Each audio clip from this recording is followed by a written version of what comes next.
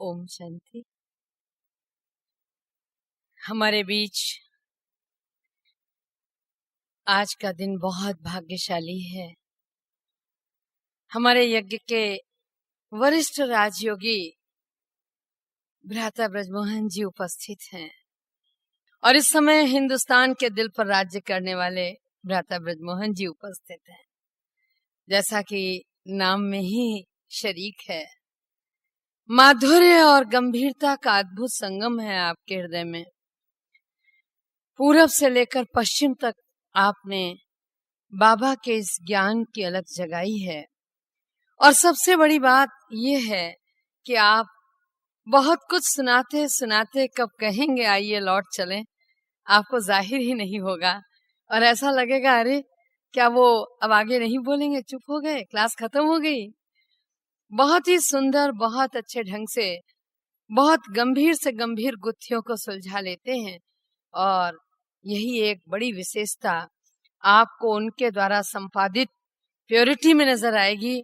वो प्योरिटी जब प्रारंभ की थी आज पूरे विश्व में लोकप्रिय हो चुकी है। आप उसका संपादन कार्य भी देखते हैं।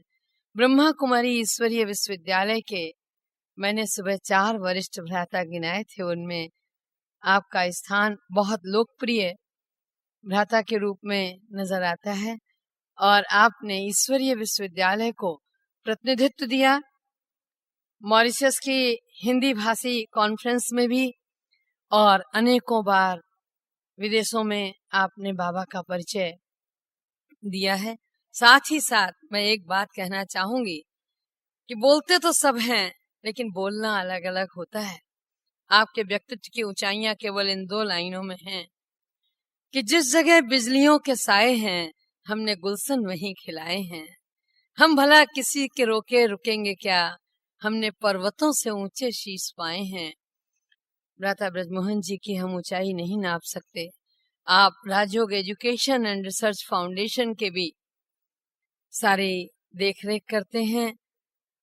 साथ ही साथ आपने भी चार्टर्ड अकाउंटेंट का शैक्षिक पाठ्यक्रम पूरा किया। आप फर्टिलाइजर में सर्वोच्च पद पर रहे और जब से बाबा के समीप आए तो उनके रंग में रंगते चले गए। साकार बाबा का सामीप्य भी आपको मिला। आपने अनेकों को दिशा दी। आज हम सबको दिशा देने के लिए विशेष दिल्ली से यहाँ पहुंचे हैं और सदैव यज्ञ में समाधान स्वरूप रहे हैं। हम निवेदन करेंगे कि अपनी वाणी का अमृत हम सबको दे। ओम शांति। ओम शांति। मैं सोच रहा था बहन जी अपने बोलने में कोई टॉपिक बताएंगी, तो उन्होंने टॉपिक तो रखा ही नहीं। अच्छा हो गया, अब हम किसी भी टॉपिक पर बात कर सकते हैं। तो मेरा ख्याल है कि हम आपको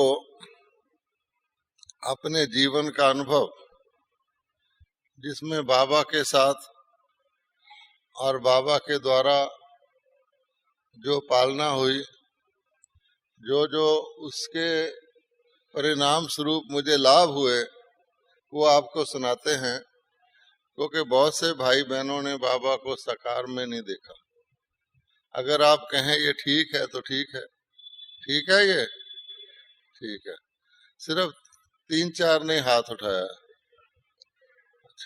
अब ठीक है, राइट। क्योंकि हर काम सर्वसम्मति से होना चाहिए। उसके बीच बीच में जो कल की बाबा की, बाप दादा की डायरेक्शन है, उसको भी उसके साथ थोड़ा जोड़ लेंगे ताकि कोई ये ना कहे ये पुराना इतिहास सुना रहा। तो आज है 2007 और हम बात शुरू करेंगे 1955 से। कितने वर्ष हो गए? 52 इयर्स हो गए। तो 52 ईयर पहले की बात है। 52 ईयर पहले मैं आत्मा ब्रिज मोहन दिल्ली में अपने लौकिक माता पिता और भाई के साथ रहता था। तो मेरे लौकिक पिता को स्वास्थ्य बनाने का, हेल्थ बनाने का और उसके लिए योग आसन सीखने का बड़ा शौक था। तो वो दिल्ली में एक जगह है बिरला मंदिर के पास, वहाँ एक योग सिखाते थे, हठ योग। वहाँ रोज सवेरे जाया करते थे। एक दो बार मुझे भी ले गए, तो मेरे से तो वो सिर पर खड़े होना इत्यादि हुआ नहीं, तो लेकिन वो ये काम करते थे। तो करते करते एक दिन, उन दिनों में ब्रह्मा कुमारियां पहली बार दिल्ली में आई ही थी। एक ही सेंटर बना था कमला नगर में। तो किसी ने कहा, उनके फ्रेंड ने, कि कुछ देवियां आई हैं, वो योग सिखाती हैं। तो उनको तो योग का शौक था ही, तो बोले तुम्हारे साथ चलते हैं योग सीखने। तो वहां गए, तो वहां ये आसनों की बात तो थी नहीं, लेकिन जो भी बहनों ने बताया उनको अच्छा लगा। वैसे भी वो आरएसएस जो संघ है उसमें जाया करते थे, हिंदू प्रवृत्ति के थे। तो उनको ये अच्छा लगा कि ये सारे विश्व की बात करते हैं, हम लोग तो अपने देश की बात करते हैं, ब्रह्मा कुमारी सारे विश्व की करती है, और ज्ञान भी अच्छा लगा। तो वो 5-7 दिन गए और रोज घर में आकर, हमारा लौकिक घर कोई 6-7 किलोमीटर था, तो आकर वापस सारी बात हमको इकट्ठे करके सुनाते थे। तो जैसे किसी कवि की कविता होती है ना, वो लोग सुनना भी नहीं चाहते तो भी पकड़ पकड़ के सुनाता है। हम तो उनके बच्चे थे, तो हम बैठ जाते थे सुनने के लिए। रोज सुनाते थे, आज ये हुआ, ये हुआ, ये हुआ। तो मेरी लौकिक माता किसी गुरु की फॉलोअर थी, राधा स्वामी गुरु की, और ये पिताजी आर्य समाज के कट्टर थे मेंबर। तो आर्य समाज वाले गुरु को, देवियों को, देवताओं को, मूर्तियों को नहीं मानते, और वो जी पक्के गुरु की चेली थी। और मैं जो हूँ, मैं गुरु के भी चले जाता था, आर्य समाज में भी चले जाता था उनके साथ। तो मुझे राधा स्वामी के भी सारे भजन याद थे और आर्य समाज के सारे मंत्र याद थे। मेरा जन्म क्योंकि अमृतसर में हुआ है, गुरुद्वारा जो प्रसिद्ध है वहाँ का गोल्डन टेम्पल, तो मुझे सिखों की बाणी भी जुबानी याद थी। इसके अलावा मेरा भक्ति का कोई संस्कार नहीं था। कॉलेज का लड़का, माता पिता ने कभी फिल्म नहीं देखा, मैं फिल्म भी देखे आता था चोरी से, है जी, ऐसा हिसाब किताब था। तो एक दिन क्या हुआ, हमारे लौकिक पिता ने बहुत कहा तो तुम भी चलो, आप भी चलो, ब्रह्मा कुमारियों के एक बारी तो जाओ। तो उनके कहने के मुताबिक मैंने कहा मैं देर से उठता हूँ, सुबह 7 बजे उठता था मैं, तो वो कोई 4:30 बजे जाते थे। तो मैंने कहा मुझे जगा के कार में पीछे डाल देना, फिर मैं चले जाऊंगा। गया तो वहां मेडिटेशन हो रहा था, और उस समय हमारे अपने गीत नहीं होते थे, फिल्मों के गीत, कुछ ट्यून लगते थे और एक गीत लगता था। तो उस समय एक नागिन फिल्म बड़ी मशहूर थी, उसकी ट्यून लगी हुई थी योग के वक्त। तो मैं तो खुश हो गया, फिल्मों को देखने वाला, कि जाते ही देखो वाह, लाल बत्ती और ट्यून लगी हुई है, तो मैं बहुत खुश हो गया। तो उसके बाद दादी चंद्रमणि थी उन दिनों टीचर, तो उन्होंने देखा कि पिताजी को, तो उनको पता था ये बड़े स्ट्रांग इंटरेस्ट ले रहे हैं, आज इनका बेटा आया है। तो उन्होंने मुरली सुनाते सुनाते मेरे से प्रश्न पूछा, प्राय लोप का क्या अर्थ है। अब मैंने कॉमन सेंस से बता दिया कि भाई अगर सूर्य के आगे बादल आ जाएं तो सूर्य प्रायलोप हो जाता है। तो उन्होंने कुछ एक्स्ट्रा तारीफ कर दी, बहुत अच्छा, बहुत अच्छा। उनका नजर तो ये थी, ये थोड़ा ज्ञान सीखेगा। अच्छा, इसके बाद मुझे कहा गया आप 1 वीक का कोर्स करो। तो मैं बहनों से बड़ा शर्माता था, क्योंकि मेरी लौकिक बहन नहीं थी। मैंने कहा किसी भाई को कहो, वो मुझे कोर्स कराएगा। तो दादा आनंद किशोर जी ने मुझे कोर्स कराया। अब वो कोर्स कराते थे, रोज जो कहते थे मैं उल्टा कर देता था, क्योंकि मैं वकालत पढ़ता था। तो वकील का तो आपको पता है कि इधर की बात शुरू करे तो इधर से करेगा, दूसरी साइड से करे तो दूसरी साइड से। अब उन्होंने शुरू किया कि मैं आत्मा हूँ, मेरा शरीर है। मैं कहूँ नहीं, मेरी आत्मा है। अब कौन जिद करने से कौन रोके। 5-6 दिन झगड़ा होता रहा। मैं मानू ना, और अगर कोई और होता तो कहते बाबा जाओ, अगर तुम्हें अच्छा नहीं लगता जाओ। लेकिन वो मेरे पिताजी की वजह से सोचते थे कि इसको सुनाओ। आखिर क्या हुआ, एक दिन उन्होंने कहा आपको योग सिखाएंगे, एक बहन जी योग सिखाएगी। मैंने कहा सिखाओ। तो वो एक कमल सुंदरी दादी है, वो योग में बहुत प्रसिद्ध थी, अभी भी है, बीमार है थोड़ी। तो उसको सिक्के भी भूल गए थे, 2 आना 4 आना क्या होता है, इतनी वो डिवाइन थी तपस्या में। उनकी ड्यूटी लगी मुझे योग सिखाना। मैं बैठ गया जाके, तो मेरी तारीफ करने लगी, तुम बहुत पवित्र आत्मा है, शुद्ध आत्मा है। तो मैं अंदर से सोच रहा था, मुस्कुरा रहा था कि मैं तो फिल्म देखे आता हूँ, बाजार का खाना खाया आता हूँ, मेरी माता मेरे जूते उतारती है सोते समय, तो मेरे को ये ऐसे कह रही, मुझे फ्लैटरी कर रही है। मेरे मन में ये चल रहा था। अचानक वो बेचारी इनोसेंटली कह रही थी, हर एक आत्मा को शुद्ध आत्मा शुरू की गिनती होगी। तो अचानक उसका फोन आ गया। उन दिनों सेंटर 3rd फ्लोर पर था और बीच में से जाना पड़ता था घर रेजिडेंस की तरफ। तो जब वो चली गई तो अचानक कोई ड्रामा अनुसार मेरा कोई पार्ट होगा, तो वो नहीं थी। मुझे योग अभी सीखा ही नहीं था, मैंने बैठा था।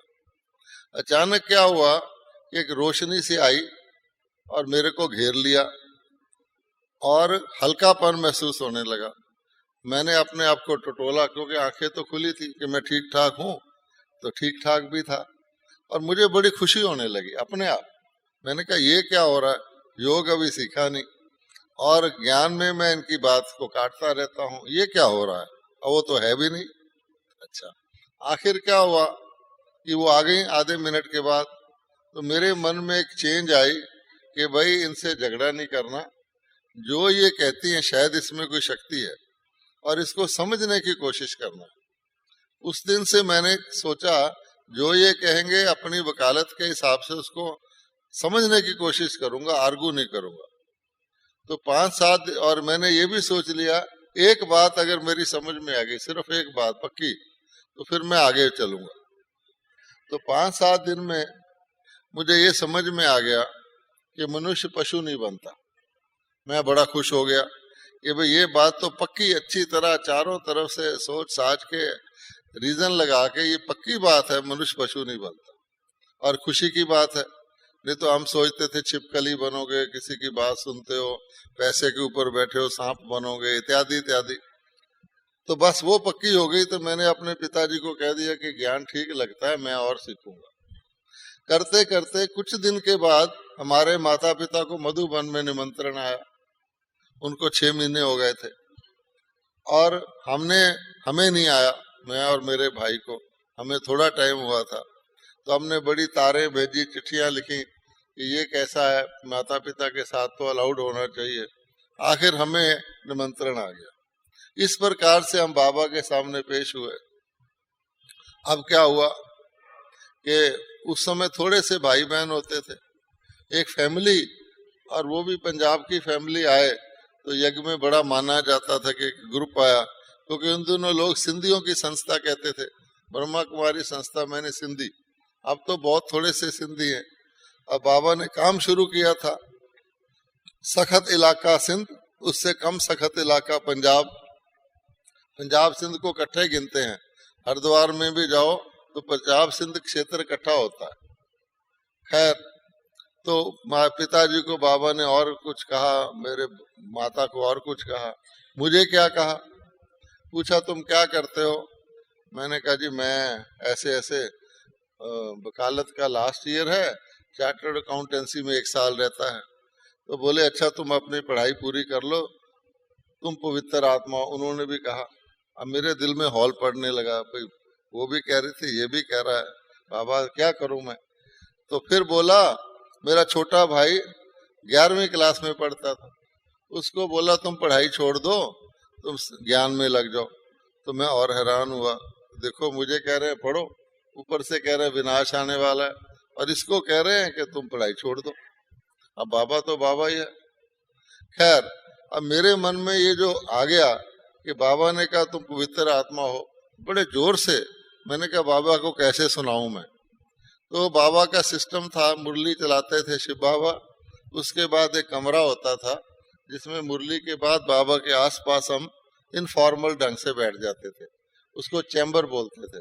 तो वहाँ बाबा, ब्रह्मा बाबा भी बोलते थे, आज बाबा ये कह गए, आज बाबा ये कह गए, हम भी कुछ पूछ लेते थे।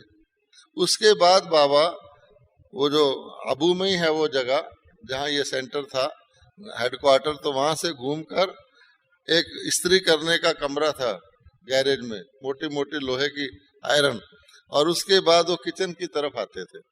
तो मैं फटाफट जाके उस इस्त्री करने वाले कमरे में खड़ा हो गया कि यहाँ बाबा अकेला आएगा, मैं उसको बोलूंगा कुछ। तो बाबा आए, मैं निकला तो बाबा ने पूछा क्या बात है। तो मैंने कहा जी आपने कहा ये पवित्र आत्मा हो, और मैंने बता दिया कि ऐसे ऐसे है। तो बोले कोई बात नहीं, आगे से नहीं करना। चलो मेरा दिल ठंडा हो गया, हल्का हो गया कि बाबा को बताया, ठीक हुआ। अच्छा, इसके बाद हम ज्ञान में चलने लग गए। तो उसके बाद क्या हुआ, जब हमने सीए का एग्जाम पास किया तो अपनी अकल से, दिल्ली में थे तो दिल्ली में बहुत अच्छे बिजनेस एरिया में एक दफ्तर ले लिया, यहाँ प्रैक्टिस करेंगे। उसके 10-15 दिन बाद ही बाबा के पास गए। तो बाबा ने पूछा एज ए फादर कि बच्चे तुमने इम्तिहान पास कर लिया। मैंने बड़े फकर से कहा हाँ जी। फिर बोले क्या करते हो। मैंने कहा जी ऐसे ऐसे, बड़ा बढ़िया दफ्तर लिया, मेरे पिताजी का बड़ा परिचय है, मैं प्रैक्टिस शुरू की है। तो बाबा ने मुस्कुराया और मुझे कहा और नजदीक आ जाओ। मैं खड़ा हो गया। बोले कि तुमको क्या चाहिए, 2 रोटी चाहिए ना, तुम काहे को ये झूठ सच बोलने का धंधा करता है? जाओ कोई सरकारी नौकरी कर लो। अब बाबा ने कहा, हमने मान लिया, ठीक है। बच्चे थे, वैसे भी बाबा की पर्सनैलिटी भी थी कुछ और तरह की, जबरदस्त अट्रैक्शन भी था और भावना भी थी। तो दिल्ली आके मैंने अपना दफ्तर डिसबैंड कर दिया, अपने भाई को कहा जिसकी किताबें हैं वापस करो, मैं गया ही नहीं। और उसका जो फर्नीचर था वो किसी सेंटर को दे दिया। और पहली बार मैंने अपने अखबार देखा, नौकरियां। अच्छा, उसमें भी जो पहली नौकरी दिखी चार्टर्ड अकाउंटेंट की सर्विस, वो मैंने नोट करके हाथ से ही एप्लीकेशन लिख के भेज दिया। भाखड़ा नंगल में था। तो मैंने ये भी नहीं पता था कि टाइप करते हैं अर्जी को, भेज दिया। पर पीछे बाबा की ताकत, कौन रोक सकता है। जब हमारा इंटरव्यू के लिए गए तो 9 लड़के थे, दिल्ली के ही जा रहे थे, एक ही डब्बे में। तो वो बड़ी इंग्लिश में, बड़े स्मार्ट आपस में बातें कर रहे थे, बोल रहे थे। हमें तो ठीक तरह अंग्रेजी बोलनी, पंजाबी अंग्रेजी बोलते हैं हम, और कोई अभ्यास भी नहीं था। मैं कोने में बैठा दुबका हुआ योग लगा रहा था कि ये इतने बढ़िया लड़के जा रहे, मेरे को कौन रखेगा, अंदर ही अंदर। खैर चले गए थे, किराया उन्होंने देना था। गए, इंटरव्यू हुआ। अब 5-4 सवाल पूछे, वो तो मुझे आए नहीं क्योंकि पढ़ाई छोड़े टाइम हो गया था। तो ऐसे ऐसे सिर हिला रहे थे इंटरव्यू वाले 5 सवाल में। 6ठा सवाल पूछा, आप क्या तनख्वाह लेंगे। अब मुझे तो कुछ पता ही नहीं कि पे स्केल क्या होता है, इंक्रीमेंट क्या होता है, कुछ पता ही नहीं। मैंने कहा जी जो आप दे देंगे, है ना, और तो कुछ पता ही नहीं। तो जब रिजल्ट आई तो मुझे रखा उन्होंने और किसी को भी नहीं रखा। मैं दिल में सोचने लगा ये क्या हुआ भाई, है। मुझे खुद मैंने नोट किया कि ऐसा इंटरव्यू मेरा हुआ है और वो लड़के बड़े स्मार्ट थे, क्यों नहीं रखा।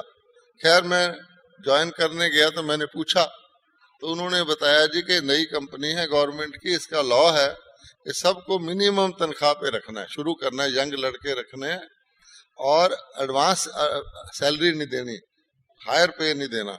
वो सारे लड़के होशियार थे, दिल्ली के थे, और कोई नौकरी करता था, उनको पता था ये जंगल है, अभी यहाँ कौन आएगा। तो उन सब ने ज्यादा तनख्वाह मांगी थी, और आपने कहा था मिनिमम, तो इसलिए आपको रख ली। चलो बाबा ने हमें नौकरी दिलवा दी जैसे बाबा ने कहा था।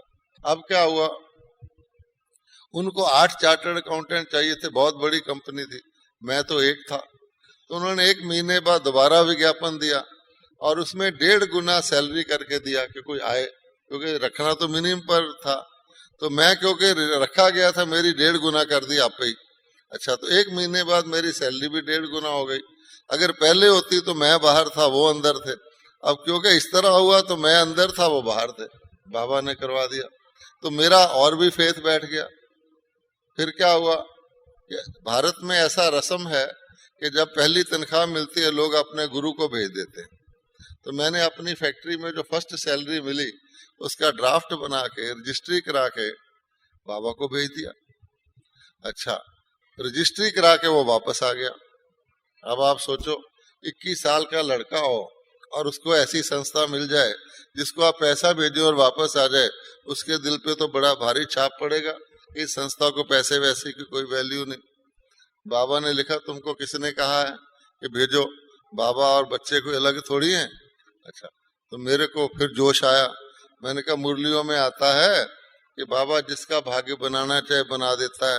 बाबा सराफ है, बिजनेसमैन है, ये एक का बहुत गुना करके देता है, इसलिए ऐसे लेता नहीं किसी का। तो मैंने कहा ऐसा तो नहीं हो रहा, मेरे मन में आया। फिर मैंने लेटर लिखा कि बाबा ये तो आपने ही कहा था गवर्नमेंट जॉब कर लो, इसमें झूठ सच नहीं है, और आपके कहने से मैंने किया है। फिर वो मुरलियों के पॉइंट लिखे कि आप मेरा भाग्य नहीं बनाना चाहते, आदि आदि। फिर चिट्ठी लिखी, रजिस्ट्री करके भेज दिया। फिर बाबा ने रख लिया, लेकिन एक चिट्ठी लिख दी, अब के तो बाबा रख लेते हैं। बाबा का लेटर हमेशा होता था, पत्थर पाया हर्षाया, 5-4 शब्द होते थे उसमें, लेकिन सारा भाव आंसर में आ जाता था। मोटी पेंसिल बाबा रखता था, जिसको कहते हैं B3, बहुत मोटी, और 4-5 शब्द से वो पन्ना भर जाता था। किसी को 2 पन्ने का लेटर आ जाए तो बहुत खुश होता था, लेकिन हम कितना लंबा भी लिखें उसमें भाव अर्थ था। खैर, इस तरह शुरू हो गया। अब हमने अपने जो हमें सरकार की तरफ से स्थान मिला उसमें सेंटर बना लिया। 17 साल वहां रहे, इस बाबा के पास आते जाते रहे। इसके बीच में क्या क्या घटनाएं हुई तो 2-4 आपको सुना देते हैं। क्या हुआ, हम मधुबन में गए तो एक वक्त बाबा सुबह सुबह कोई चीज दूर बैठे थे और कुछ पी रहे थे, और बड़ा स्वाद लेकर पी रहे थे, आवाज करके, जैसे होता ना कोई आवाज करता, ऐसे स्वाद लेकर। मैं बड़ा खुश हुआ कि बाबा पी रहा है कुछ। मैं नजदीक गया, मैंने कहा बाबा आप क्या पी रहे हैं? बोले तुम पियोगे? मैंने कहा हाँ। तो उसमें था करेले का जूस, और वो बाबा पी रहा था। तो बाबा ने मुझे दे दिया, लो बच्चा पियो। अच्छा, अब तो मैं पी जाता हूँ। उस वक्त मुझे कुनीन जैसा कड़वा लगे, मैं कहा ये क्या ले लिया, और ना मैं उसको छोड़ सकूं, यज्ञ की चीज है बाबा की दी हुई। तो मेरा मुंह बन गया उसको पीते समय। अब मैंने कहा बाबा तो स्वाद लेकर पी रहा था, शायद मेरे को ऐसा ही होना था। अच्छा, 1-2 घूंट पिए थे। अब सोच रहा था क्या करूं, तो इतने में मम्मा आई। तो मम्मा ने मुझे देखा, बोली क्या बात है? मैंने बताया, तो मम्मा ने कहा अच्छा रख दो। तो मैं बचा उसमें, ऐसा हुआ। और बहुत सारी ऐसी घटनाएं हो जाती थी। फिर क्या हुआ कि मुझे आम खाने का शौक है शुरू से ही।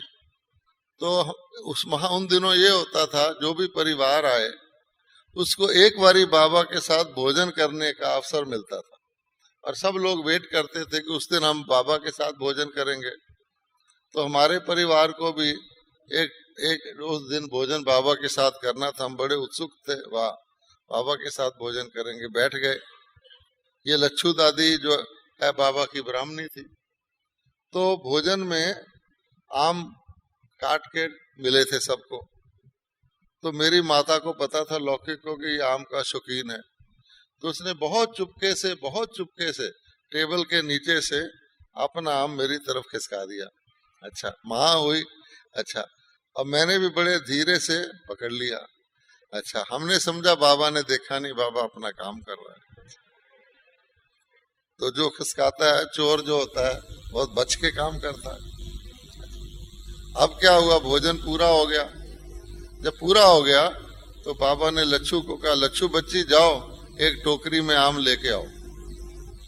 वो टोकरी सजाकर आम ले आई और बाबा ने मुझे दे दी, लो बच्चा ले जाओ।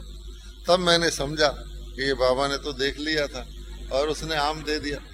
अब क्या हुआ कि कोई समझे वो बाबा इतना शार्प होशियार, तो वो ऐसे करेगा, चुप जाएगा। तो तब से मेरा बाबा से वायदा है कि अब व्यक्त बाबा हो गया कि चाहे मैं दुनिया के किसी कोने से आम लाऊं, मैं भोग में आम जरूर लाता हूँ, चाहे दुबई से मंगाना पड़े या फिलीपीन से मंगाना पड़े, सारा शहर घूमना पड़े, क्योंकि बाबा ने आम दिया हुआ है हमें। इस तरह से स्नेह की बात है। अच्छा, मान लो बाबा कल आए तो मुझे आम को कुछ दिन पहले लेना पड़ता है कि पका हुआ होना चाहिए, उस दिन बढ़िया ना मिले, फिर मैं उसको बच्चे की तरह पालता हूँ, रखता हूँ लपेट कर, देखता हूँ पक रहा है, बाबा के लिए ठीक है, तो मुझे बड़ा मजा आता है, योग भी लग जाता है। अच्छा, फिर बाबा सिखाते कैसे थे? बाबा इस तरह सिखाते थे कि जो रोजाना घटना होती है उसमें से ही सिखाते थे। हुआ ये कि मेरे लौकिक पिता ने शरीर छोड़ दिया।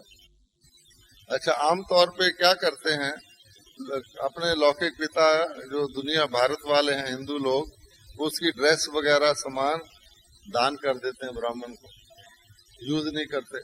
मैंने सोचा मैं तो सच्चा ब्राह्मण हूँ और उनकी ड्रेस मुझे फिट बैठती थी, ऑफिशियल ड्रेस, और मैं ऑफिसर भी था, तो उनके 33 या 34 ड्रेस थे, वो सारे मैंने रख लिए कि भाई यज्ञ का पैसा बचेगा और ये फर्स्ट क्लास ड्रेस पहनूंगा मैं। अब क्या होता था कि जब हम बाबा के पास आते थे तो लास्ट दिन, जिस दिन विदाई का दिन होता है, जैसे यहाँ कहते हैं ना सौगात, तो बाबा कुछ सौगात देते थे, बाबा से मिलते थे, विदाई लेते थे, बाबा कुछ सौगात देते थे। तो क्योंकि उन दिनों के विदेशों में सेंटर तो थे नहीं, कुछ भारत के भाई बहन विदेशों में रहते थे, सिंधी लोग, तो इंडिया में रेडीमेड ड्रेस का भी फैशन नहीं था उस समय। हमारे लोग तो टेलर से सिलवाते हैं, जरा छोटा कर जरा बड़ा कर, ऐसे नहीं जो मिला पहन लिया, है ना। और उस समय तो बिल्कुल ही रिवाज नहीं था। तो कुछ ड्रेस विदेश से आते थे बाबा के पास, तो बाबा हिसाब से रख लेता था कि ऑफिसर है, इसको ये एक ड्रेस दे देंगे। यहाँ तक कि मुझे बाबा के मिले हुए ड्रेस इतने थे कि अपनी कंपनी में मुझे बेस्ट ड्रेस्ड पर्सन मानते थे। कोई कहीं कहीं से सूट पहना हुआ, कहीं कहीं का, दफ्तर में मेरे से कई अफसर पूछते भी थे कहाँ से लिया है, कैसे बनाया है, तो मैं उनको ऐसे छेड़ने के लिए कहता था गांव था पास में, वहां के टेलर से सिलाया, ऐसा होता था। अब क्या हुआ कि बाबा ने उस दिन भी, जिस दिन विदाई का दिन होता, क्योंकि हम आबू से पंजाब में जाते थे तो अपने ऑफिस की ड्रेस पहन लेते थे लास्ट दिन, वो पहन के मैं विदाई लेने गया, तो बाबा ने कहा बच्चे एक ड्रेस आया हुआ है आपके लिए रखा हुआ। तो मैंने बड़े फखर से, जैसे अबोध बच्चा होता है, मैंने कहा बाबा, अपनी कार्रवाई बताने के लिए कि मेरे पिताजी ने शरीर छोड़ा है ना, उनके इतने ड्रेस थे और मेरे बिल्कुल फिट थे, वो सारे मैंने रख लिए हैं, ये देखो मैंने पहना भी हुआ। उस वक्त मैंने अपने पिता का ड्रेस पहना हुआ था, कितना फिट है। तो बाबा मुस्कुराए, तो बोले कि बच्चा अगर लौकिक पिता का पहनोगे तो लौकिक पिता याद आएगा, बाबा का पहनोगे तो बाबा याद आएगा। सचमुच थोड़ा सा जब भी मैं अपने पिता का ड्रेस पहनता था ख्याल तो आता था फादर का, ये तो रह नहीं सकता। बाबा तो कहता कि इससे गिफ्ट ले लोगे तो भी आपको आएगा, लाने का गिफ्ट है। लच्छू दादी की बात सुनाई, वो बाद में आई है, देखो कोई बात नहीं। अच्छा, अब क्या हुआ, मैंने समझ लिया, मैंने ले लिया वो ड्रेस, और अगली बार वो सारे के सारे ड्रेस मैंने यज्ञ में सरेंडर कर दिए। हमें भक्ति में सिखाया जाता था, कोई रास्ते में पैसा गिरा हुआ मिल जाए तो चीज तो अपने पास नहीं रखना, अंदर में रख दो। ऐसे ही मैंने कहा ये ड्रेस यज्ञ में डाल दो, यज्ञ से बाबा जिसको मर्जी दे देगा। तो मैं तो छूटा, लो जी कर दिया, शिक्षा भी ले ली। उससे अगली बार जब मैं माउंट मधुबन गया तो आबू के लोग कहाँ बू शर्ट पैंट पहनते हैं, अपने यज्ञ के वस्त्र तो सफेद कपड़े पहनते हैं। तो मैंने देखा एक भाई धोबी घाट पे कपड़े धो रहा था और उसने मेरे फादर का बू शर्ट पहना हुआ था। और जॉब के लिए भी चलो सफाई करनी है पहन लो, तो कितना भी फैंसी हो वो धो रहा था।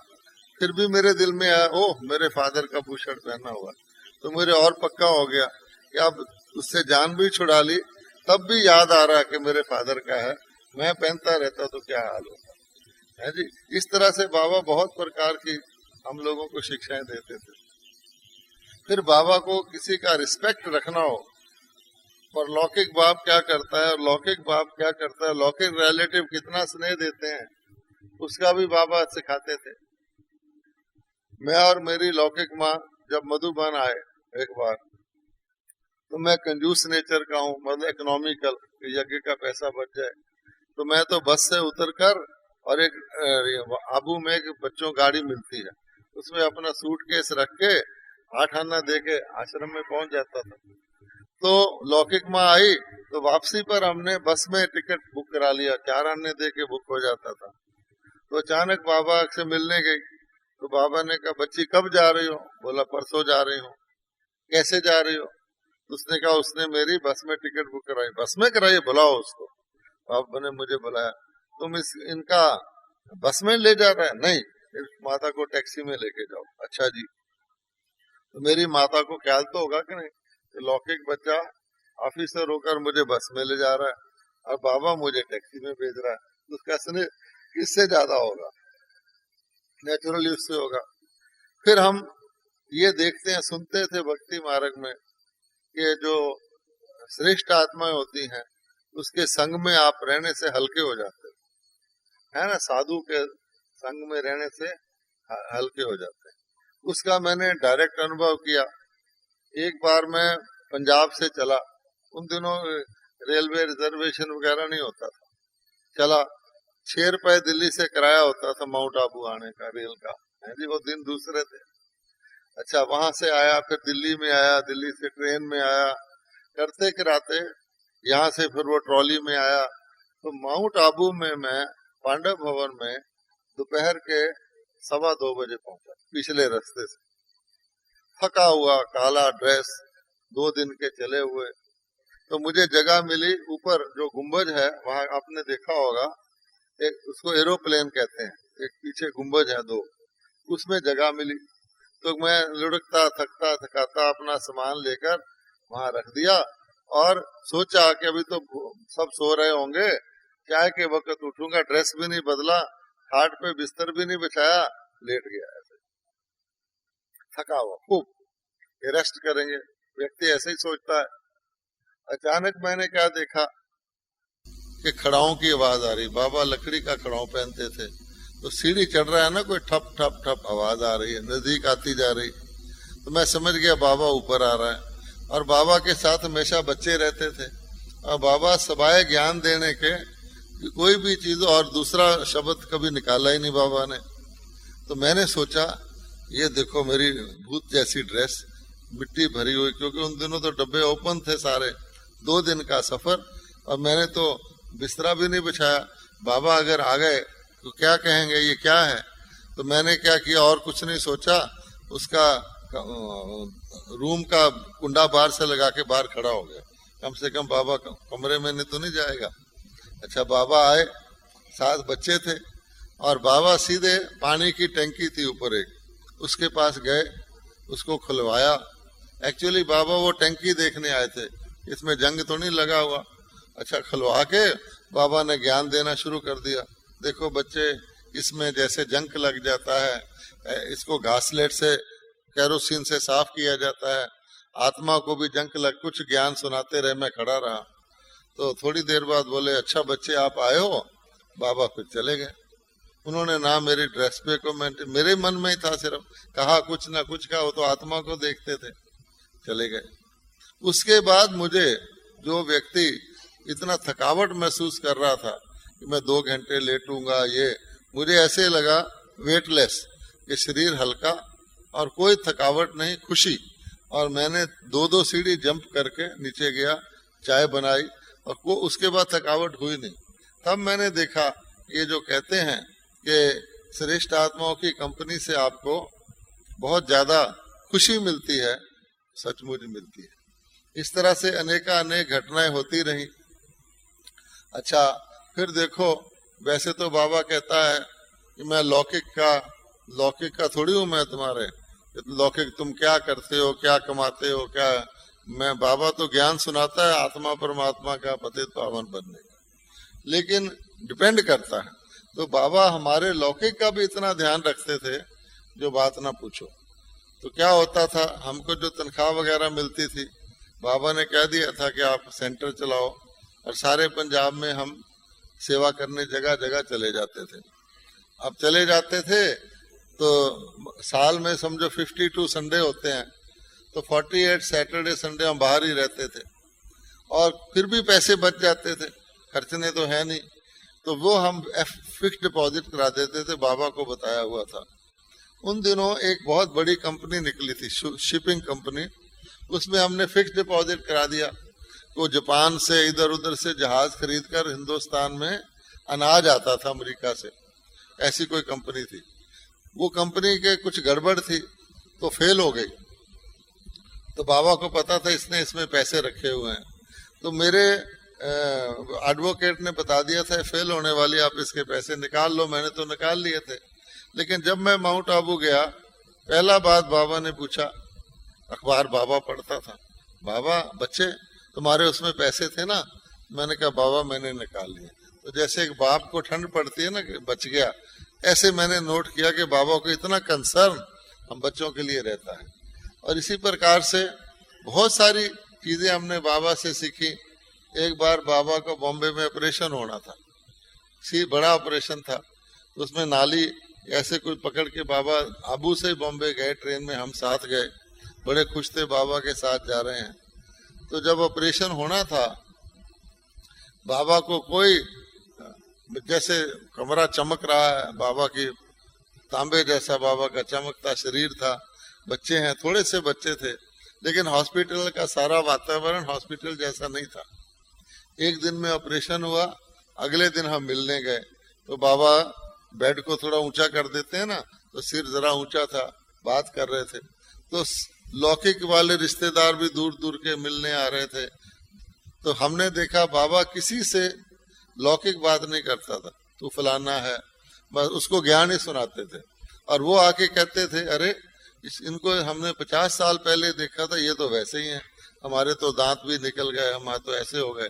अपने आप वो सिंधी लोग कहते थे। नर्सें आती थी तो बाबा तो भी ज्ञान देते थे, देखो ये नर्स कितनी एक्यूरेट है, अपने टाइम पे आती है, ऐसे बहनों को कहते थे तुमको एक्यूरेट बनना है, इस तरह से। और बाबा को नर्स स्पंज कराने आती थी तो कहते थे मैं आपे ही कर लूंगा। ये सब हमने देखा, ज्ञान सुना रहे हैं, इंजेक्शन भी लगवा रहे हैं। अच्छा, ये बात तो खत्म हो गई। अब मेरे को बचपन से ही और सब चीजों के लिए ताकत थी, लेकिन शरीर को कुछ हो जाए तो मैं सोचा करता था फिर मेरा क्या होगा। क्योंकि मैं बचपन में, हमारा डॉक्टर कॉलरे का टीका लगाने आता था, फैमिली में मैं भाग जाता था, मुझे पकड़ पुकड़ के लाते थे, और मैं हमेशा ये डॉक्टर इंजेक्शन से बहुत डरता था। जब बाबा ऐसे करवा रहे थे मैं हैरान होता था कि ये कैसे होता है। अच्छा, इसी प्रकार से तो बाबा फिर बच्चों को सब परीक्षाओं से भी पार करता है। एक बारी मुझे भी वो कराना पड़ गया, बाद में ज्ञान में काफी साल के बाद कराना पड़ गया। तो मेरे तो वही संस्कार था डरने का। तो मैं बाबा के कमरे में गया, मैंने कहा, अपने मन से प्रश्न किए, बाबा आपको तो पता ही है कि मैं इससे बहुत डरता हूँ, और मेरे में बड़ी हिम्मत है, आध्यात्मिक शक्ति है, चाहे विनाश तक भी मैं इस बीमारी से चल पड़ूंगा। मेरे पत्थरी हो गई थी, मेरे में शक्ति है, तो मैं ना कराऊं ऑपरेशन। अच्छा, फिर मैंने दूसरा प्रश्न बाबा को लिख के मन से भेजा कि मेरे लौकिक पिता का भी उस पत्थरी के ऑपरेशन में शरीर छूटा था। आपको तो पता ही है, पिता का शरीर छूटा था, मुझे भी वही बीमारी है, इसलिए मैं एक ही बच्चा हूँ, माँ का बचा हुआ, उसको ख्याल आएगा, मैं ना कराऊं ऑपरेशन। ऐसे मैंने 5-6। फिर मैंने एक ऐसा भाई था जिसको बाबा ने कहा था तो ऑपरेशन करा ले, उसका शरीर छूट गया था। मैंने कहा अगर आप कह भी दें करा ले, कुछ नहीं होगा, उसका तो शरीर छूट गया था, इसलिए मैं सोचता हूँ आपसे पूछूं भी कैसे, तो मैं ना कराऊं ऑपरेशन। ऐसे मैंने 5-4 प्रश्न रखे, मेरा मतलब था मैं बच जाऊं। अच्छा, अब मेरे सामने बिल्कुल वैसे मेरे को ध्यान में नहीं जाता, जैसे ब्लैक बोर्ड पर लिखे हुए आंसर आते हैं ना, हर एक प्रश्न का आंसर आ गया। ये बच्चा जरूरी नहीं है कि जिस बीमारी से पिता का शरीर छूटे उसी से बच्चे का छूटेगा। उस समय मेडिकल साइंस कम थी, अब ज्यादा है। अच्छा, फिर मैंने ये भी कहा था मेरा दिल कमजोर है, मेरा दिल कमजोर है, अगर मान लो कि मत देखो उधर, वो कुछ ऐसी तो बहुत घटनाएं होती रहती, मेरा दिल कमजोर है, और अगर ठीक भी हो गया ऑपरेशन तो होते ना operation successful but the patient died, heart attack हो जाता है, तब क्या होगा? तो बाबा ने कहा तुम्हारे साथ बाबा है ना, ये भी कहा। आखिर में बाबा ने ऐड किया हुआ था, सारे ब्राह्मण परिवार को पता है तुम्हारे को ये है और तुम्हें कराना है ऑपरेशन। तो वो कहेंगे बिल्कुल ऐसा ही पंडित है, कोरा पंडित है, अंदर से डरता है और इसीलिए ऑपरेशन नहीं करा रहा। तुम इस सब तुम्हारे लिए ये भाव रखें, तुम इसके साथ जीना पसंद करोगे? तो मेरे मन में आया नहीं। तो बाबा ने कहा इसलिए ऑपरेशन करा लो। अच्छा जी। फिर मुझे उसने बहुत मदद की, सिर दर्द जितना भी पता नहीं लगा, कैसे मुझे शक्ति दी, वो लंबी स्टोरी है। लेकिन मैंने वही करवाया, बॉम्बे जाके कराया और उसी तरह मेरे नाली लगाई गई, उसको मैंने पकड़ा, मुझे वो बाबा याद आता था और अगले दिन ही मैं ठीक ठाक हो गया, मतलब ताकत आ गई। तो वो कहते थे कि उस बड़ा प्राइवेट हॉस्पिटल है वो, जसलोक हॉस्पिटल है, उसमें दादियों के भी कुछ रिश्तेदार हैं। तो वहाँ 13 कमरे थे उसमें, और 13 में ही बड़े बड़े अमीर आदमी, अरब के सेठ सूट रहते थे। वो चिल्लाते थे, तो नर्सें मेरे पास लाने लग गई कि इनको हिम्मत दो। मैं तो खुद सोचता था मेरा क्या हाल होगा। तो समझो बाबा ने शक्ति दी, और संकल्प में कितनी शक्ति होती है। मुझे कहा गया कि पहले दिन आपको उल्टी आने की इच्छा होगी, लेकिन इसलिए आप तैयार रहना। तो मैंने जिंदगी में कभी उल्टी नहीं की, मैं तो इम्पोर्ट ही करता रहा हूँ, कुछ भी खिला दो उल्टी होनी नहीं। मैंने कहा उल्टी कैसे होगी? तो लेकिन वो कुछ करते हैं, पानी पुनी जमा हो जाता है। तो रात को 11 बजे मुझे ऐसे हुआ, तो नर्स तो हर वक्त खड़ी रहती है, वो ले आई उल्टी कराने का। तो जब आ गई पास, तो मैंने सोचा संकल्प शक्ति यूज करो। तो मैंने कहा, मन में धारा उल्टी को, गो डाउन। तो उल्टी नीचे चली गई, मैं खुश हो गया। अभी वो नर्स वापस रखने गई थी, तो उससे 300 गुना ज्यादा शक्ति से वो फिर बाहर आए उल्टी, और गले तक आ गया, जैसे खट्टा खट्टा। मैं अब मैंने कहा अब तो होना ही है, वो फिर आ गई। फिर भी मैंने कहा कि नहीं, एक बार फिर ट्राई करो। तो मैंने 1000 गुना शक्ति से कहा गो डाउन। उसके बाद आज तक वो उल्टी मुझे नहीं आई, ये भी मैंने देखा, टेस्ट किया। तो ऐसे ऐसे बाबा की बहुत सारी घटनाएं होती थी जो मैं नोट करता था। बाबा को याद करके करो, आपका सफल हो जाएगा। एक बार जहां हम रहते थे भाखड़ा नंगल में, वहां से ट्रेन चलती है। तो जो ट्रेन चलती है वहां से तो बनती है। हम सैटरडे को एक शहर था दिल्ली के पास, वहां सेवा करने गए और रात को ही हमें वापस आना था। लेकिन आती बार दिल्ली से ट्रेन चलती है, वो तो 9 बजे चलती थी, भीड़ भाड़ होती थी, 11 बजे वहां आती थी। तो सारा दिन हम सेवा करते रहे, थके थकाए स्टेशन पर आ गए, और उन दिनों रिजर्वेशन तो था ही नहीं। तो मैंने मन में धार लिया कि मेरे सामने जो डिब्बा आएगा उसी में मैं चढ़ूंगा, कुछ भी हो जाए, और बाबा आपको मुझे सीट दिलानी है। हालांकि साधारण बात है। लो जी, ट्रेन आई, 11 बजे रात के, गर्मियों के दिन लोग बैठे हैं, जाग रहे हैं। तो पहले 1 सेकंड के लिए मेरा मन हिला, देख लो। फिर मैंने कहा नहीं, एक टांग पे खड़े होके जाना पड़े, मैं उसी डब्बे में चढ़ूंगा जो मेरे सामने आएगा। लो जी, डिब्बा आया, मैं चढ़ा। 11 बजे कोई ताश खेल रहा है, कोई सिगरेट पी रहा है, अनरिजर्व डिब्बा। ऊपर के 3-4 सीटें होती हैं कैबिन में, उसमें लोग सोए हुए हैं, जिसको मिल जाए। मैं एक कैबिन में गया, दूसरे में गया। मैंने सोचा ऐसी बातें बाबा के साथ करनी नहीं चाहिए। बाबा कब कहता है छोटी छोटी बातें करो, शायद मैंने गलती की है। जब लास्ट कैबिन आ गया, तो एक व्यक्ति जो ऊपर सोया हुआ था, वो उसने अपना बिस्तरा रोल किया, उतर गया, और मैं उसकी जगह लेट गया। अब मैं हैरान कि ये मेरे लिए वेट करता रहा। उतरना इसने यहीं था, अगर ये पहले उतर जाता तो नीचे वाले बैठ जाते। ये क्या हुआ? तो फिर मैंने देखा ये है उसका फल जो है संकल्प शक्ति का। ऐसे बहुत बहुत घटनाएं होती रही। अब मेरे पास 3 मिनट टाइम है, तो मैं आपको एक लास्ट घटना और सुना देता हूँ। अच्छा, हमें पता भी नहीं था कि हमें फुल सरेंडर होना है। हम तो खुश थे कि अपना जॉब भी करते हैं और सेवा भी करते हैं, और उसमें बड़ा मजा था। अपने हाथ से खाना बनाते थे।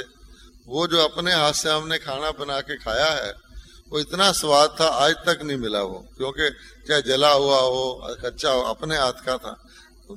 और सेंटर भी, क्लास भी कराते थे, बड़ा मजा था।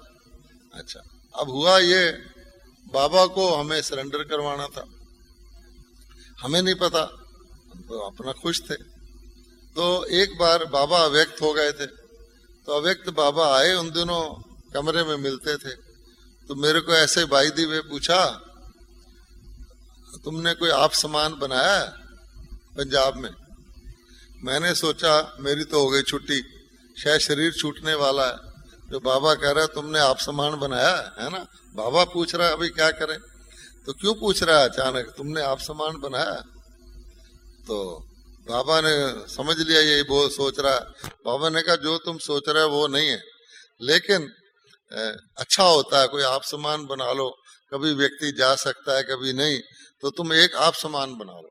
अच्छा, उसी समय बाबा के कमरे में मेरे आगे दो चेहरे उभरे, एक लक्ष्मण भाई जो कुरुक्षेत्र में रहते हैं और एक मीरचंद भाई जो चंडीगढ़ में रहते हैं। मैंने कहा आगे से मैं इनको भेज दिया करूंगा, तो मैंने ऐसे ही करना शुरू कर दिया, कोई प्रोग्राम हो तो मैं कहूँ मैं नहीं आ सकता, आप चले जाओ, आप चले जाओ। तो अगली बारी मैं गया तो बाबा, मैंने मन में धार लिया आप सामान बना लिया, वो जाते हैं, मैंने कहा बाबा मैंने आप सामान बना लिया। अच्छा, बाबा बोले अब ये बताओ कि तुम जॉब करते करते और सेवा करना पसंद करते हो या फुल टाइम बाबा की सेवा अच्छी लगती है तुमको? बाबा पूछ रहा है। तो मेरे को तो कोई तकलीफ नहीं थी, मैं ऑफिसर था, सरकार का काम था, 2-4 साइन कर दिए, कई 17 साल से वहां था, तो बच्चा बच्चा जानता था। तो मैंने कहा बाबा मुझे तो कोई फर्क नहीं, दोनों ही ठीक है। बाबा बोले नहीं, कुछ 19-20 बताओ कि तुमको ये ईश्वरी सेवा अच्छी लगती है अकेली या दोनों? फिर भी मैंने कहा मैंने कहा जी मेरे लिए तो दोनों ही ठीक है। अच्छा, तो बाबा ने, मेरे पीछे गुजरात की टीचर बहन थी जो स्कूल में पढ़ाती थी, उसने कहा बाबा मैं चाहती हूँ ये लौकिक सर्विस छोड़कर मैं बाबा की सेवा करूं। तो बाबा ने मेरी तरफ इशारा किया, देखो उसको मैंने पूछा है, वो तो कहता है कि जो सब ठीक है, तुम समझो तुमको भी बाबा ने टीचर रखा हुआ है, जब बाबा ने हटाना होगा आप पे छुड़ा देगा। खत्म हो गई बात। तीसरी बारी गए तो बाबा ने कहा तुम कभी सेंटर में रहे हो? मैंने कहा हाँ बाबा, मैं दिल्ली में 2 महीने रहा था, म्यूजियम बनवाया था, वहां रहा था 1 महीना। बाबा ने कहा ऐसे नहीं, फुल, ये तो मेहमान के तौर पे रहे हो तुम, ऑफिसरों फल ले गए, सेंटर वालों को पैसा दे आए, नहीं, तुम सेंटर में जो होता है बड़े भाव स्वभाव आते हैं। मैंने तब भी नहीं समझा क्या कह रहे हैं, मैंने कहा बाबा मेरे तो इतना ही रहा हूं बस। बाबा मुस्कुरा दिया। अच्छा, उसके बाद दिल्ली में पहला मकान जो ब्रह्मा कुमारी ने खरीदा है आबू के अलावा, वो 1972 में पांडव भवन खरीदा, फर्स्ट बिल्डिंग। उन दिनों हालात बदल गए थे, मालिक मकान ऑर्डर नोटिस देने, तो उस वक्त बहनों ने कहा तुम वापस दिल्ली में आ जाओ, दादियों ने कहा। तो मैंने कहा जी मैं तो आ सकता हूँ, लेकिन नौकरी में आऊं, फिर मैं वहाँ दफ्तर में आऊं, बहुत नौकरी कर ली, आप कहते हो तो मैं छोड़ देता हूँ। बोले जैसे तुम्हारी मर्जी, तुम दिल्ली में आ जाओ। तो मैं ये सोचकर कि मैंने अब नौकरी छोड़ के दिल्ली में रहना है, मैं वापस आया अपने ऑफिस घर। तो वहाँ एक लेटर पड़ा था, इंटरव्यू मेरी हायर पोस्ट के लिए। अब आप सोचो किसी ने नौकरी छोड़नी हो, वो इंटरव्यू देगा? उसको क्या जरूरत है अपनी ही कंपनी में। तो मैंने सोचा ये इंटरव्यू का देना, मैं तो कल रिजाइन करने वाला हूँ। तो मोहिनी बहन हमारे पास रहती थी, ये जो दादी के साथ है, वो ध्यान में जाती थी। मैंने कहा बहन जी पूछ के आओ कि ये इंटरव्यू क्या करना है। कहती बाबा कहता है कि करो इंटरव्यू। और मैंने कहा क्यों करूं? कहती है बाबा कहता है ना करो जब तक यहाँ हो। मैंने कहा मैं तो कल रिजाइन करने वाला हूँ, मेरी समझ में नहीं आ रहा, फिर पूछ के आओ।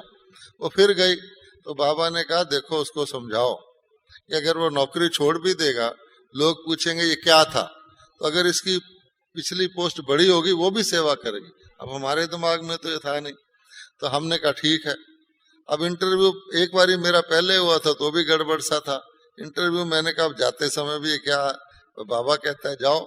अच्छा, हम इंटरव्यू करने गए, ये लास्ट आइटम है। अब क्या हुआ, वो बहुत बड़ी पोस्ट थी, तो हमारी 8 फैक्ट्रियां थी हिंदुस्तान भर में, सबके कैंडिडेट आए हुए थे। पहले पहले मुझे ही बुला लिया, पहले वाले को ज्यादा सवाल पूछते हैं, वो एक्टिव होते हैं। तो देखा बोर्ड भी बहुत बड़ा था। बोले आप 17 साल एक ही जगह रहे हैं, अब क्योंकि बाबा ने कहा था तुम चेंज चूंज नहीं कराओ, वहीं रहो। बाबा कोई आबू से बाहर जाता है? अच्छा, अब तुम्हें अगर हम जॉब देंगे तो तुम्हें दूसरी जगह जाना पड़ेगा। मुझे तो कोई भय भूत है नहीं, छोड़ना ही था। मैंने कहा आपको पता है मेरे घर में बीके का सेंटर है, वहां कोई प्राइवेट एकोमोडेशन नहीं, मेरे तो हालात सेम है। इतना ही कहा था, उसका चेयरमैन का फोन आया, तुम्हें मंत्री जी बुला रहे हैं दिल्ली में। वो बोला मैं तो जा रहा हूँ, इनसे पूछते रहो, इंटरव्यू का क्या होगा, इनसे पूछते रहो, जल्दी आ जाऊंगा। अब वो सारे रिलैक्स हो गए। तो बोले आपकी हॉबीज क्या है? इंटरव्यू के चेंज हो गया सारा, क्या बोलूं? मैंने कहा जी मेरे शास्त्र धार्मिक स्टडी करना। और क्या कहता? बोले तुमने गीता पढ़ी है? अब एक ही किताब है जो मैंने पढ़ी है, वो भी हिंदी में, संस्कृत तो मुझे। मैंने कहा हाँ जी। अच्छा, गीता का सबसे इम्पोर्टेंट श्लोक बताओ। अब मुझे संस्कृत पता है, जो मानते हैं, बोलना नहीं आता। तो मैंने कह दिया टू मी मन मना भाव मध्याजी भाव, टू मी ऐड कर दिया। उन्होंने फिर ऐसे सिरे लाया। तो मैंने कहा देखो, मैंने कहा टू मी, यानी मेरे लिए ये है। मैंने बोलना शुरू कर दिया कि अगर परमात्मा को ही नहीं जानते तो याद क्या करोगे, और शरीरधारी तो परमात्मा हो नहीं सकता। उसमें छोड़ के कहता अच्छा छोड़ो, गीता के अनुसार बताओ। एक व्यक्ति जा रहा है, दूसरा उसको मारने जा रहा है छुरा लेकर, आप खड़े देख रहे हैं, आप गीता के अनुसार क्या करोगे? मैंने कहा जी मैं मौत से नहीं डरता, लेकिन मैं लॉ अपने हाथ में नहीं लेता, तो मैं किसी पुलिस वाले को रिपोर्ट करूंगा। उसने फिर सिर लाया।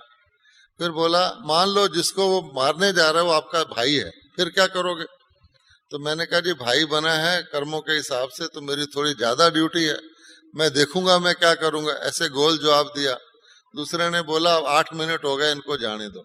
मैं आ गया, मेरा सिलेक्शन हो गया, मैंने रिजाइन कर दिया। अब आप सोचो, ये भी बाबा का कमाल है कि उसने छुड़वाया भी, रखवाया भी, बढ़ा के वो भी छुड़वाया। तो हमने हर सीन देखा है बाबा कैसे मदद करता है। ओम शांति।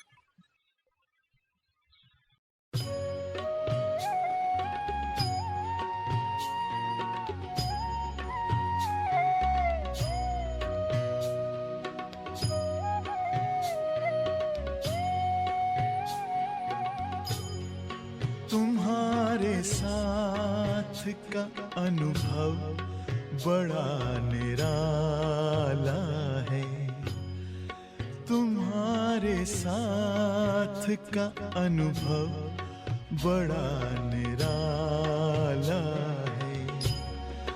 मिले न स्वर्ग में वो सुख लुटाने वाला है, तुम्हारे साथ का अनुभव बड़ा निराला है।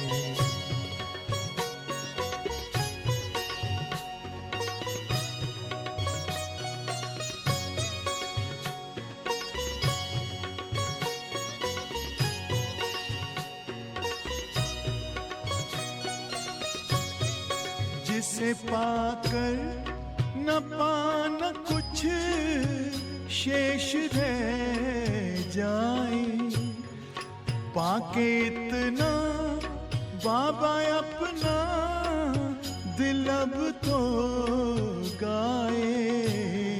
साथ अपने है जग का जो रखवाला है, तुम्हारे साथ का अनुभव बड़ा निराला है।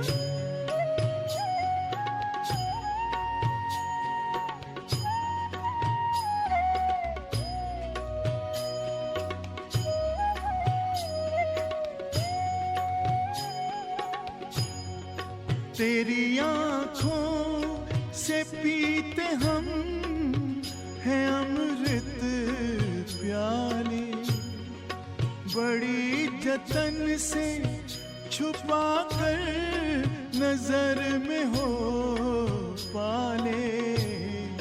तुम्हारे याद के मोती गले की माला है, तुम्हारे साथ का अनुभव बड़ा निराला है।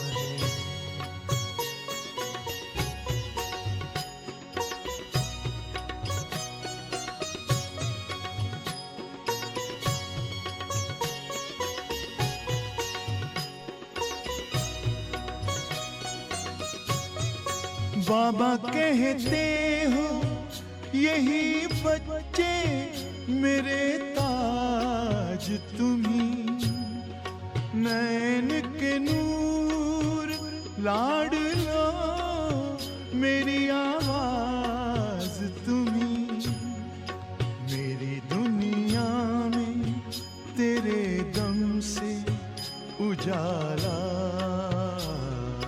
है, तुम्हारे साथ का अनुभव बड़ा निराला है।